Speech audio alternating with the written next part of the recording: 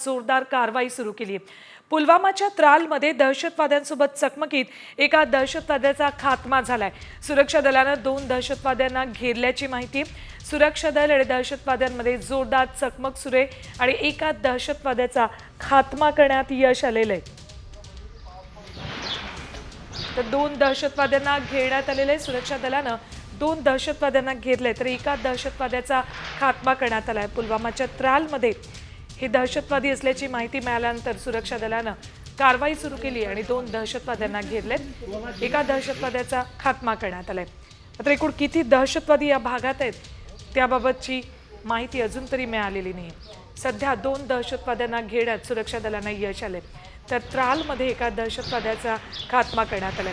शस्त्रसंधीनंतर जम्मू काश्मीरमध्ये सुरक्षा दलाकडून ही जोरदार कारवाई सुरू झालेली आहे आणि प्रत्येक कानाकोपऱ्यातून दहशतवाद्यांना ओढून बाहेर काढणार आणि त्यांना ठेचणार असंच काहीसं या सगळ्या सुरक्षा दलाकडून स्पष्ट संदेश देण्यात आलेला आहे। दहशतवाद्यांमध्ये आणि सुरक्षा दलांमध्ये चकमक झाली आणि या चकमकीत एका दहशतवाद्याचा खात्मा करण्यात आला मात्र अजूनही 2 दहशतवाद्यांना घेरण्यात आले। ते जाऊयात आमचे जम्मू काश्मीरमधले प्रतिनिधी जावेद माझी आपल्या सोबत उपस्थित आहेत। त्यांच्याकडून आपण अपडेट्स घेऊयात। जावेद जी, क्या जानकारी मिल रही है? तो टेररिस्ट अभी भी वहां पे है?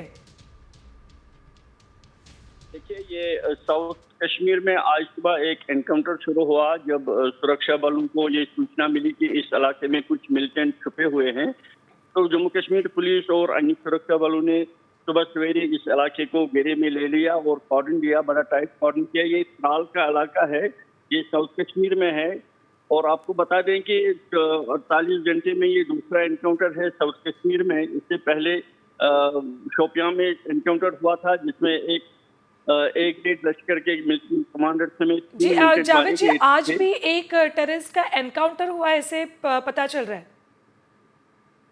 जी, अभी तक तो जो सूचना मिली है वो है कि एक मिलिटेंट मारा गया है, लेकिन औपचारिक तौर पर अभी इसकी पुष्टि नहीं हुई है। तो अभी कहा जा रहा है कि 2 या 3 मिलिटेंट वहां पे छुपे हुए हैं। तो अभी फायरिंग जारी है, फायरिंग का एक्सचेंज चल रहा है। अभी तक औपचारिक तौर पे ये सूचना मिली है कि एक मिलिटेंट मारा गया है। जी जावेद जी, शुक्रिया पूरी जानकारी के लिए। तर जम्मू काश्मीरमधून आमचे प्रतिनिधी जावेद माझी आपल्या सोबत होते। पुलवामातल्या त्रालमध्ये अजूनही एन्काउंटर सुरू आहे।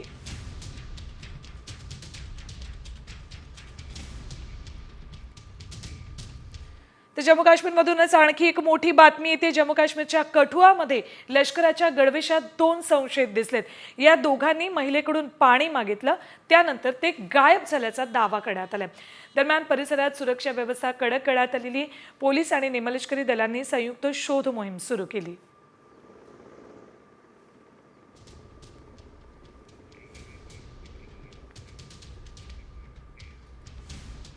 तर भारताची ताकद पाकिस्ताननं चांगलीच अनुभवली आहे आणि अमेरिकेनंही ती मान्य केली।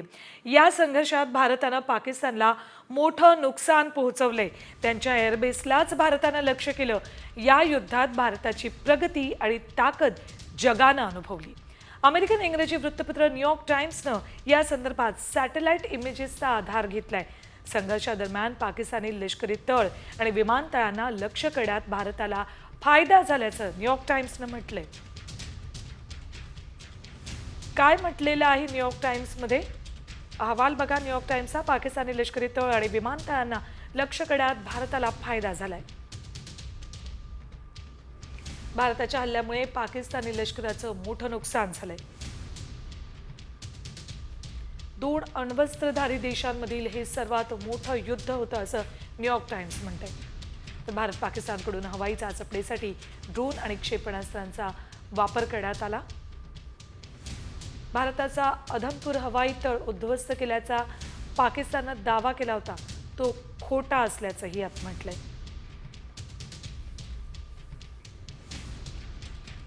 आणखी एक महत्त्वाची बातमी। भारत पाकिस्तान तणाव असताना दुसरीकडे बलुचिस्ताननं देखील पाकिस्तानवर आक्रमण करणार असल्याचा इशारा दिलाय।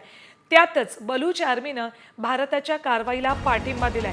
बलूच आर्मीच्या महरम बलोच इतलान यांचा एक व्हिडिओ सोशल मीडियावर व्हायरल झालाय। यात भारत कदम बढ़ाओ, हम तुम्हारे साथ है अशा घोषणा बलोच नागरिक देत आहेत।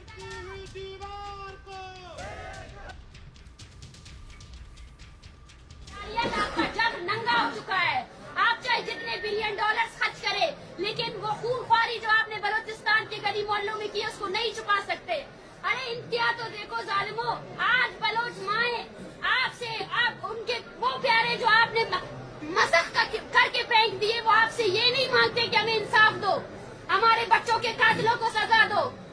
वो आपसे ये मांगते हैं कि शिनाख्त करके दो कि ये मेरा बेटा है या नहीं है। ये अलमिया है, सोचना चाहिए आपको कि आपकी औकात इतनी गिर चुकी है कि आज वो माँ भी आपसे इंसाफ नहीं मांग रही, वो अपना इंसाफ खुद करेगी और करके रहेगी।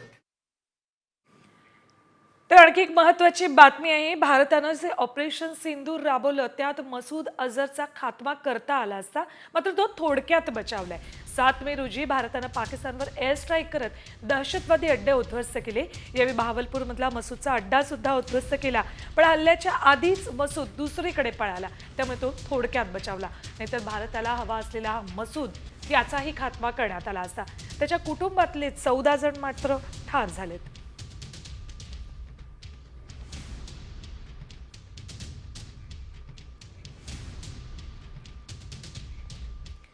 तर बातमी आहे ट्रम्प यांच्याबाबतची. अमेरिकेचे राष्ट्राध्यक्ष डोनाल्ड ट्रम्प यांना दहशतवाद मान्य आहे का असा प्रश्न निर्माण झालाय, कारण त्यांनी सिरियावरची बंदी उठवली आहे. ट्रम्प यांनी सिरियाचे राष्ट्राध्यक्ष अल जुलानींची भेट घेतली. या भेटीला प्रचंड राजनैतिक महत्त्व आहे. ट्रम्प आणि जुलानी यांनी हस्तांदोलन केलं आणि मग दोन्ही नेत्यांनी सौदी राजकुमारांची भेट घेतली. ट्रम्प, जुलानी, बिन सलमान यांची रियादमध्ये भेट झाली. दरम्यान तुर्कीचे अध्यक्ष तय्यप एर्दोगन ऑनलाईन बैठकीत सहभागी झाले होते. ट्रम्प यांनी सिरियावर लादलेले सर्व निर्बंध हटवलेत.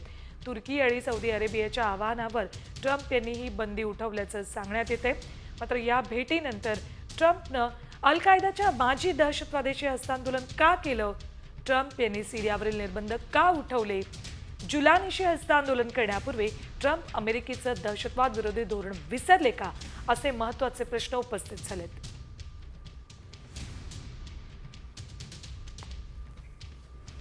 तर दुसरीकडे डोनाल्ड ट्रम्प यांचं एक चक्रावून टाकणारं विधान समोर आलेलं आहे. कतारकडून अमेरिकेला 3,400 कोटींचं आलिशान बोईंग विमान गिफ्ट मिळणार आहे. यावर प्रतिक्रिया देताना ट्रम्प यांनी केलेलं विधान चक्रावून टाकणार आहे. कतार एवढं महागडं गिफ्ट देत असेल तर ते का नाकारायचं? एवढं महागडं गिफ्ट नाकारणं म्हणजे मूर्खपणा असल्याचं ट्रम्प म्हणतायत. ट्रम्प काय म्हणालेत बघा. महागडं गिफ्ट केवळ मूर्खच स्वीकारणार नाही, करदात्यांना लाखो डॉलर्सची बचत होईल. बोईंग 747 विमान मला नव्हे, अमेरिकन हवाई दलाला दिलं. कतारकडून भेट म्हणून ते मिळत असताना अब्जावधी डॉलर्सची खूप मोठी बचत. आपण हे वाचवलेले पैसे अमेरिकेच्या भल्यासाठी वापरू, असं ट्रम्प म्हणतायत.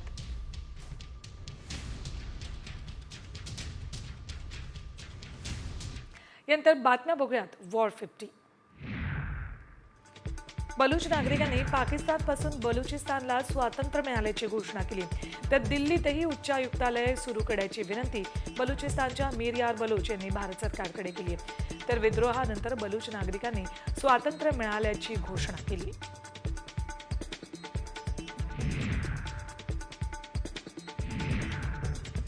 पाकिस्तानचे पंतप्रधान शरीफ यांचे सल्लागार मुबारक जेब खान यांच्या घरावर बॉम्ब हल्ला करण्यात आलाय. खैबर पख्तूनख्वा भागातील मुबारक जेब खान यांच्या घराजवळ अज्ञातांनी स्फोट घडवला. या स्फोटात मुबारक जेब खान यांच्या घराचं मुख्य प्रवेशद्वार उद्ध्वस्त झाले. पाकिस्ताननं भारताला पत्र लिहिलंय. सिंधू जलकरारावर पुनर्विचार करण्याची विनंती पाकिस्ताननं केली. परराष्ट्र मंत्रालयाला पत्र पाठवून ही विनंती केल्याची माहिती सूत्रांनी दिली. मात्र भारतानं पाकिस्तानचा प्रस्ताव फेटाळून लावलाय.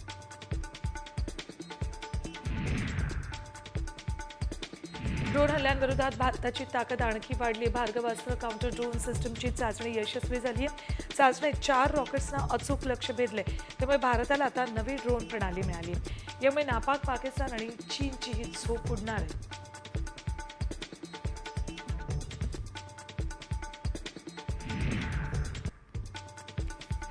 भारतानं उद्ध्वस्त केलेल्या दहशतवादी कॅम्पला पाकिस्तान आता मदत करतोय. उद्ध्वस्त केलेले दहशतवादी कॅम्प पाकिस्तान सरकार पुन्हा उभारणार आहे. पाकिस्तान सरकारनं दहशतवादी कॅम्प उभारण्याची घोषणा पंतप्रधान शहबाज शरीफ यांनी केली. सोबतच मारलेल्या दहशतवाद्यांच्या कुटुंबाला 1 कोटींची मदत पाकिस्तान सरकार देणार आहे.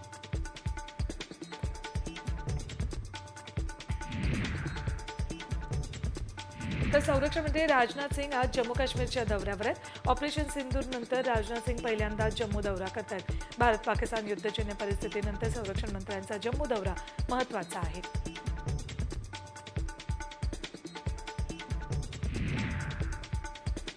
मालेगावमध्ये झालेल्या संशयास्पद इंटरनेट ऍक्टिव्हिटीमुळे खळबळ उडाली.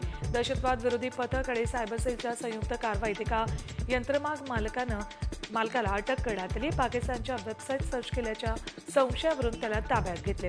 त्याची सुमारे 6 तास कसून चौकशी करण्यात आली.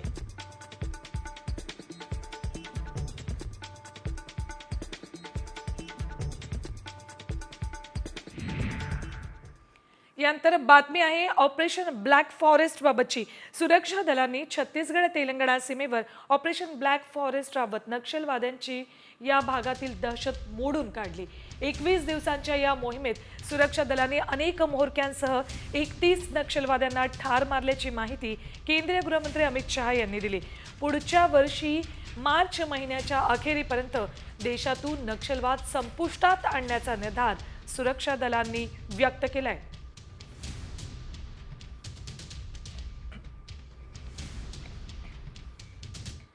आणखी एक महत्त्वाची बातमी आहे. भारत पाकिस्तान या दोन्ही शेजारील देशांमधील संघर्ष अद्याप कायम असतानाच आता एक नवी घटना समोर आली. चीनचं हेरगिरी करणारं जहाज भारताच्या समुद्री हद्दीत अडलंय. त्यामुळे खळबळ उडाली आहे. चीनच्या जहाजांच्या या फ्लीटमध्ये एकूण 4 जहाजं आहेत. यापैकी 3 जहाजं अरबी समुद्र आणि बंगालच्या उपसागरात मोक्याच्या ठिकाणी तैनात झाली आहेत. जहाजांची ही फ्लीट संशोधन करणारी असल्याचं सांगितलं जात असलं तरी ही जहाजं हेरगिरी जहाज असल्याची चर्चा सुरू आहे.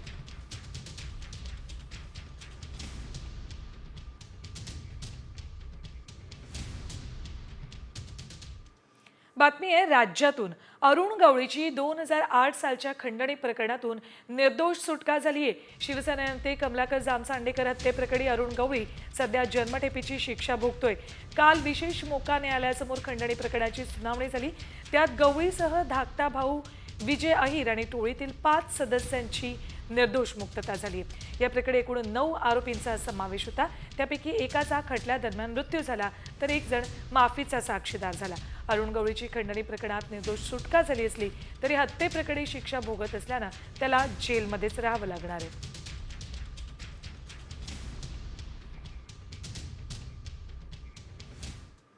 नंतर बातमी आहे मुंबईकरांसाठी. आज मुंबईसह उपनगरात वादळी पावसाचा इशारा दिलाय. मुंबईसह ठाणे पालघर भागात आज वादळी वाऱ्यासह पाऊस पडणार आहे. काही भागांमध्ये जोरदार वाऱ्यासह पावसाची शक्यता आहे. मागील 2 दिवसांपासून मुंबईत पावसाळी वातावरण निर्माण झालंय. आता पुढच्या 5 दिवस विदर्भ, मध्य महाराष्ट्र, मराठवाडा आणि कोकणात वादळी पाऊस बरसण्याची शक्यता आहे.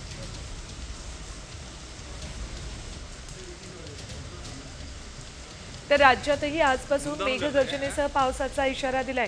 पुढील 4 ते 5 दिवस मेघगर्जना, विजांचा कडकडाट आणि वादळी वाऱ्यांसह हलक्या ते मध्यम स्वरूपाच्या पावसाची शक्यता वर्तवण्यात आली. मान्सूनपूर्व हवामानातील बदल, चक्रीय स्थिती आणि वातावरणातील आर्द्रतेमुळे वादळी वाऱ्यासह पावसाची शक्यता आहे. पुणे शहराला पुढील 4 दिवस येलो अलर्ट दिलाय. तसंच विदर्भात 5 ते 7 दिवस काही ठिकाणी पावसाची शक्यता वर्तवली आहे.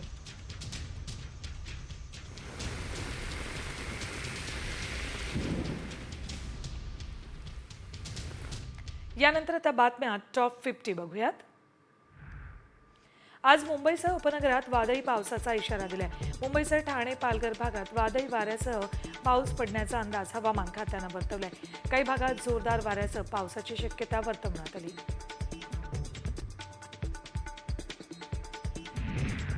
कल्याण डोंबिवलीमध्ये अवकाळी पाऊस बरसलाय. 2 दिवसांपासून हवामान विभागानं मुंबईसह ठाण्याला येलो अलर्ट दिलाय. अचानक आलेल्या पावसामुळे मार्केट परिसरात नागरिकांची तारांबळ उडाली.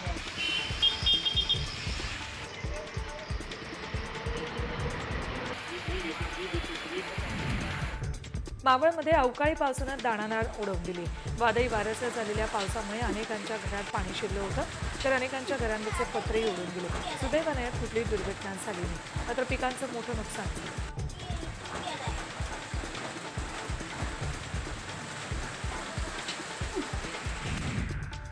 अवकाळी पावसामुळे महाड रायगड रस्त्याची दुरवस्था झाली. 4 वर्षांपासून या रस्त्याचं काम अपूर्णच आहे. रस्त्यावरील चिखल्यामुळे वाहनं घसरतात. या ठिकाणी अपघातजन्य परिस्थिती निर्माण झाली.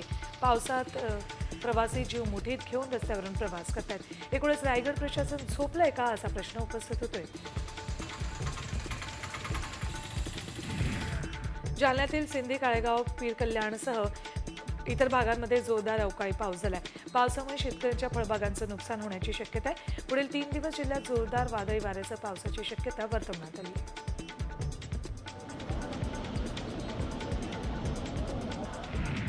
वाशिममधल्या रिसोड शहरातही अवकाळी पाऊस बरसला.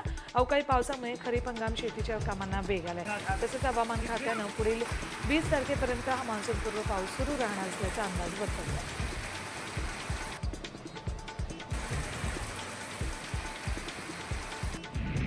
अकोला शहरासह संपूर्ण जिल्ह्यात सोसाट्याच्या वाऱ्यासह जोरदार पाऊस बरसला. या पावसामुळे उकाडा कमी झाला, मात्र नागरिकांची चांगलीच तारांबळ उडाली. शिवाय भुईमूग आणि भाजीपाला उत्पादकांचं मोठं नुकसान झालंय. तेल्हारा तालुक्यातील दापुरा, मनपदा, भांबेरीमध्ये दमदार पाऊस झाला.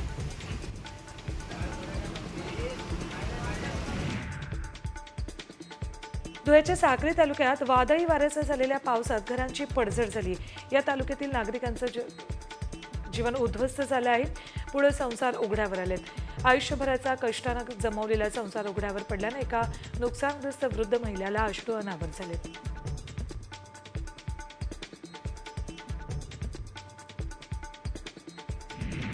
लातूरच्या उदगीरमध्ये अवकाळी पावसानं 3 जनावर आणि 600 कोंबड्यांचा बळी घेतलाय. वीज पडून 3 जनावरं दगावलीत, तर वादळी वाऱ्यामुळे हंगरगातील पोल्ट्री फार्मवरील पत्रे उडाल्यामुळे 600 कोंबड्यांचा मृत्यू झाला. हंगरगा आणि बामणीत शेतकऱ्यांचं मोठं नुकसान झालंय. देवेंद्र फडणवीसांनी नाव न घेता राज ठाकरेंना जोरदार टोला लगावलाय.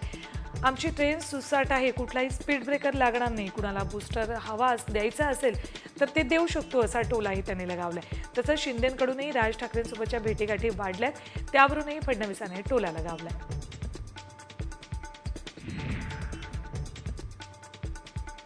महाराष्ट्रात 5,127 कोटींची थेट परकीय गुंतवणूक होती.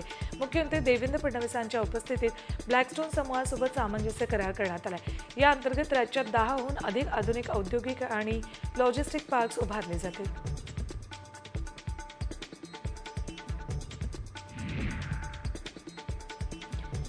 आपल्याला वाटत नाही पवार साहेब गळतीला घाबरतात असा पलटवार आमदार जितेंद्र आव्हाडांनी अजित पवारांवर केलाय. 1980 साली 60 पैकी 58 आमदार सोडून गेले होते. त्यानंतर 85 साली पुन्हा आमदार निवडून आलेत. साहेब ही नेता बनवणारी फॅक्टरी असा टोलाही आव्हाडांनी अजित पवारांना लगावलाय. राज ठाकरेंच्या आणि उदय सामंत यांच्या भेटीवरून खासदार संजय राऊतांनी टीका केली. राज ठाकरे म्हणजे मुक्त विद्यापीठ आहे, कुणीही जाऊन पदवी घेऊ शकतं, त्यांनी अनैतिक संबंध मात्र ठेवू नयेत अशा शब्दात राऊतांनी समाचार घेतलाय. संजय राऊतांच्या वक्तव्याची आता राजकीय वर्तुळात जोरदार चर्चा रंगली. बच्चू कडू अजित पवारांविरोधात आंदोलनाचा हत्या आरोप असतात. अजितदादांनी शेतकऱ्यांवर कसा अन्याय केला हे दाखवण्यासाठी बजेटची चिरफाड करणार होत असं कडू म्हणाले. नागपूरमध्ये चटणी भाकरी आंदोलन करणार असल्याचा इशारा देखील कडूंनी दिलाय.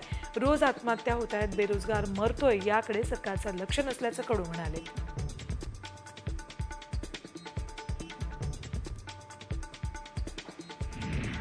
एकेचाळीस अनधिकृत इमारतींप्रकरणी ईडीनं वसई विरार नालासोपाऱ्यामधील 13 ठिकाणी छापे मारलेत. तब्बल 8 तास ही कारवाई सुरू होती. या इमारत घोटाळ्यात काळ्या पैशांचा वापर झाल्याचा संशय आहे. अनधिकृत इमारतींचा म्होरक्या आणि बहुजन विकास आघाडीचा माजी नगरसेवक सीताराम गुप्ता, बिल्डर अनिल गुप्ता, भाजप पदाधिकारी विवेक तिवारी यांचा या प्रकरणात सहभाग आहे. कुख्यात गँगस्टर गजा मानेची मटण पार्टी पुणे पोलिसांना चांगलीच भोवली. एका अधिकाऱ्यासह 5 पोलीस कर्मचाऱ्यांचं निलंबन करण्यात आले. आरोपी असूनही ढाब्यावर जेवण देणं आणि बेजबाबदार वागणुकीमुळे पोलिसांवर कारवाईचा बडगा उगारण्यात आलाय. याशिवाय गजा मानेला भेटण्यासाठी आलेल्या 3घांवरही गुन्हे दाखल केलेत. पुणे पोलिसांनी गजा मानेला साताऱ्याच्या ढाब्यावर भेटायला आलेल्या तरुणाला अटक केली. बाळकृष्ण उर्फ पंड्या लक्ष्मण मोहिते असं आरोपीचं नाव आहे. मोहितेचं सतीश शिळेमकर, विशाल धुमाळ यांच्यावरही गुन्हा दाखल केला. पुण्याच्या येरवडा कारागृहातून सांगली कारागृहात नेताना गजा मानेनं साताऱ्याच्या ढाब्यावर मटण पार्टी केली होती. राजशिष्टाचाराचं उल्लंघन केल्याप्रकरणी सिंधुदुर्ग जिल्ह्यातील दोघे महसूल अधिकाऱ्यांवर निलंबनाची कारवाई करण्यात आली. मुख्यमंत्री दौऱ्याच्या वेळी संबंधित दोघेही परवानगी न घेता त्या ठिकाणी मुख्यमंत्र्यांच्या भेटीला गेले होते. त्यांना मुख्यालयात राहण्याचे आदेश असताना सुद्धा त्यांनी त्या आदेशाचं उल्लंघन केलं.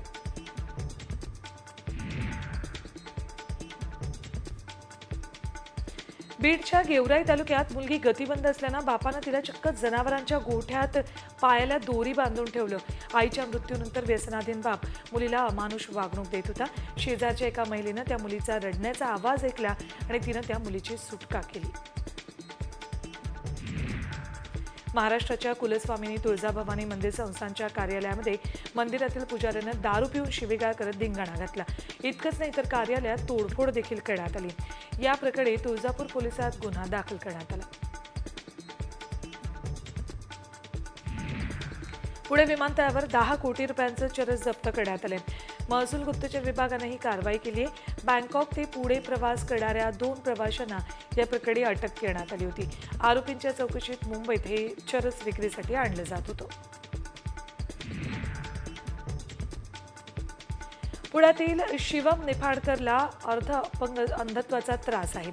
या स्थितीवर मात करत शिवमनं 10वीच्या परीक्षेत यश संपादन केले. रात्रीच्या वेळेस नीट दिसत नसल्यानं त्यानं विशेष हेड टॉर्च लावून अभ्यास केला. अंबाबाई आणि ज्योतिबा मंदिरात ड्रेस कोड लागू करण्यात आलाय. मंदिरामध्ये तोकडे कपडे घालून येणाऱ्या भाविकांना प्रवेश दिला जात नाहीये. भाविकांनी भारतीय पोशाखच परिधान करून यावं अशा सूचना देवस्थान समितीकडून देण्यात आल्या.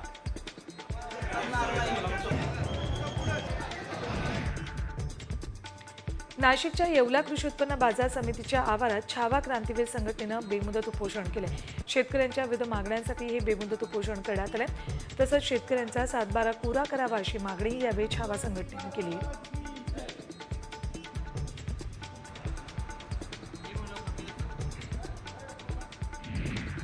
डोंबिवलीतल्या आयरे गावातील अनधिकृत राघू हाईट्स इमारतीवर कल्याण डोंबिवली पालिकेनं कारवाई केली आहे. पालिका कारवाई करत असताना रहिवाशांनी विरोध केला.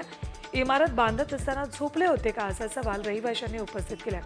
तसंच काहीही झालं तरी कारवाई होऊ देणार नाही. 65 इमारतींप्रमाणे आम्हाला न्याय द्यावा अशी मागणी रहिवाशांनी यावेळी केली. कर्जमाफीपासून राज्यातील सुमारे 8 लाख शेतकरी 8 वर्षांपासून प्रलंबित आहेत. शेतकऱ्यांप्रती उदासीन धोरण कारणीभूत असल्याचा आरोप करत अकोल्यातील 248 शेतकऱ्यांनी मुंबई उच्च न्यायालयाच्या नागपूर खंडपीठात याचिका दाखल केली. यावर न्यायालयानं शासनाला 12 जूनपर्यंत उत्तर देण्याचे आदेश दिले आहेत.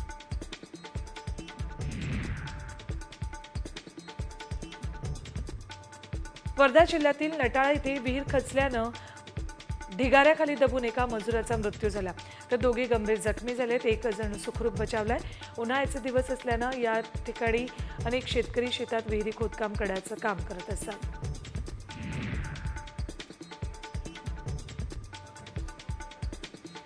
अमरावतीच्या जिल्हा सामान्य रुग्णालयात आग लागली. कक्ष क्रमांक 5च्या बाजूला असलेल्या डीपीमध्ये शॉर्ट सर्किट झाला होता. सुरक्षा रक्षकाच्या सतर्कतेनं अनर्थ टळलाय. रुग्णालयातील सुरक्षा रक्षकांनी आणि कर्मचाऱ्यांनी फायर बॉम्बनं आग विझवली.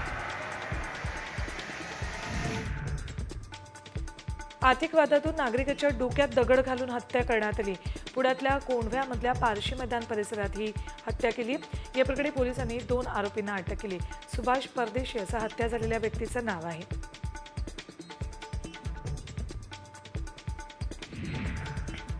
शेतात कामाला गेल्यानंतर त्याचा मोबदला म्हणून मजुरी मागण्यासाठी गेले असताना यातून वाद निर्माण झाला. यातून 4 जणांनी मिळून एकाची हत्या करण्यात आल्याची घटना धुळ्यातल्या थाळनेर गरताड परिसरामध्ये घडली. या प्रकरणी पोलिसांनी 4 जणांना ताब्यात घेतले.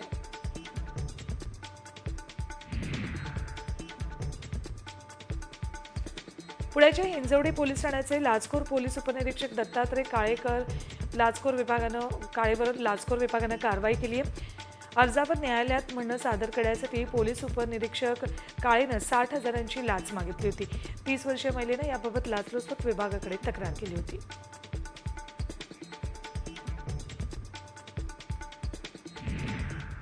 यात एक ब्रेकिंग न्यूज येते. लाडकी बहीण योजनेसंदर्भात मोठी बातमी. लाडकी बहीण योजनेच्या लाभार्थींची पुन्हा पडताळणी केली जाणार आहे.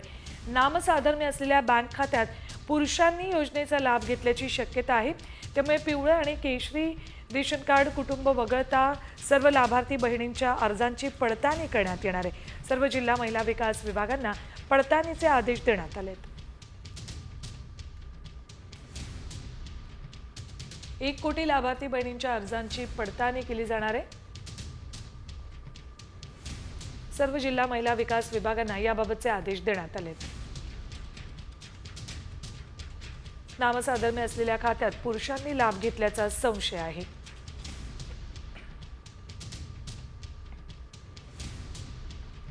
पिवळे केशरी शिधापत्रिकाधारक कुटुंब वगळता सर्व लाभार्थींची पडताळणी केली जाणार आहे.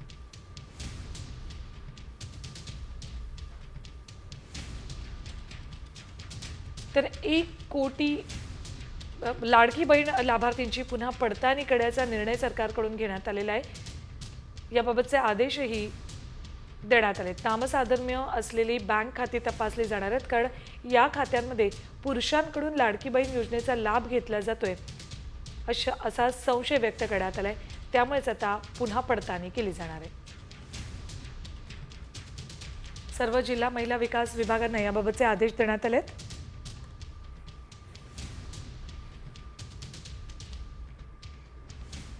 यंत्र एक नजर टाकू.